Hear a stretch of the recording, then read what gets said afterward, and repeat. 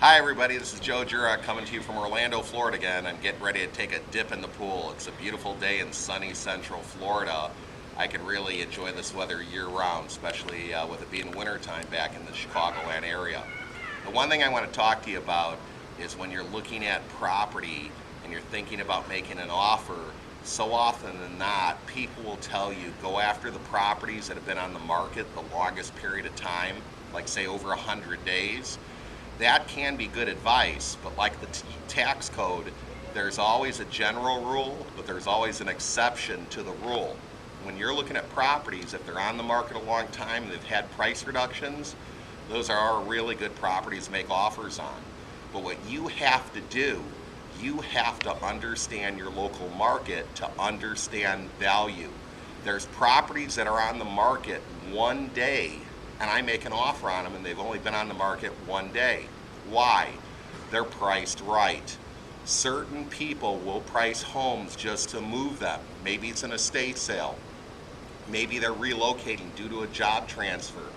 Maybe it's a bank that wants to create a bidding war to try to drive up the price on a house and they think they're going to have multiple offers. But here's the key. When you make an offer on that property, only give them 24 hours to make a decision. I don't care if your realtor says, but Joe, my realtor says the bank needs 3 days or a week. I don't care. Have the offer expire in 24 hours. If I make the offer, say at 2 o'clock on a Monday, it's going to expire by 5 o'clock the next day. I'm trying to create an urgency. I'm trying to light a fire under the seller to say, take my offer, or there may not be other offers. If you look at a property and it's priced right, what do you normally offer? It depends. If it's a good deal at the price it currently is, there has been times I have offered full asking price for the property. You'd say, wow, why would you do that? Because they priced it so low, they wanted to move it right away at that price.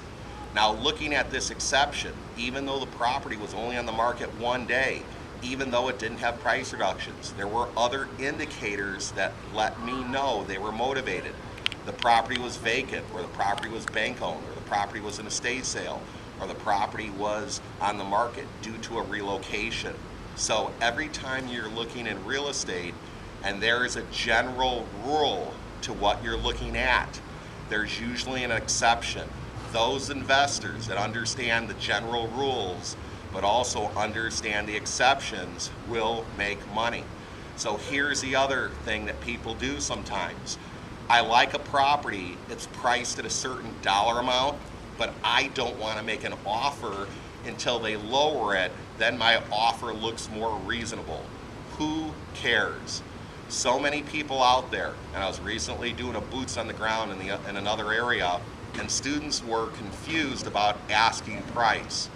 Anytime you see asking price or list price on a property, first thing you have to tell yourself is, so what? Who cares about the listing price? A property will only be worth what somebody's willing to pay for that property.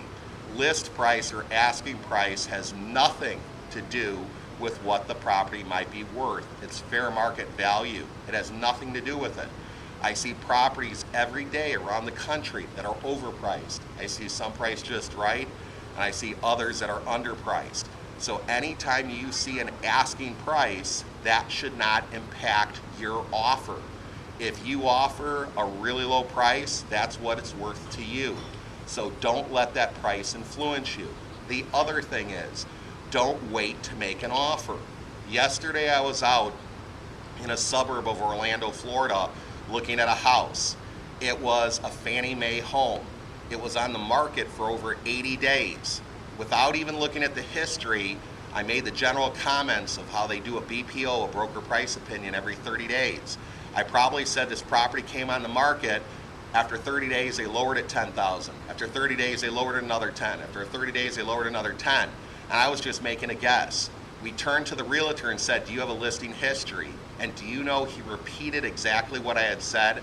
The property came on the market in October, and every 30 days they were lowering it by $10,000. Did that mystically just come into my mind? No. How did I know that? So often than not, I see banks all the time, or Fannie Mae or Freddie Mac or HUD, lower the price on their properties after 30 days. Is that a great time to go in there and make an offer, even if it's much lower than they're asking? Of course it is. You never know how motivated they are to take an aggressive offer. Especially with Fannie Mae or Freddie Mac, here's a tip for you. If they've been on the market over 90 days, they're usually more open and receptive to taking lower aggressive offers as long as they're cash. If you really want to get a property, and this turns out if you want a rental or if you want a property for a buy, fix, and flip, you gotta love the helicopter tours. They're just great. Hi everybody. But anyway, going back to rental property or going back to the buy, fix, and flip, if you know you're going to get the property and you've went through the property, maybe even had a contractor or home inspector come with you through the property, you can go ahead and offer an extremely low price with all cash, as is, no contingencies. The great thing about doing that, they might be more open to take your offer that's even much less than somebody else that has an offer that has a contingency.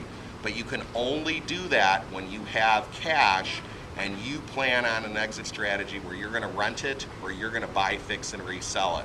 So depending on your strategy might depend on what type of offer you make.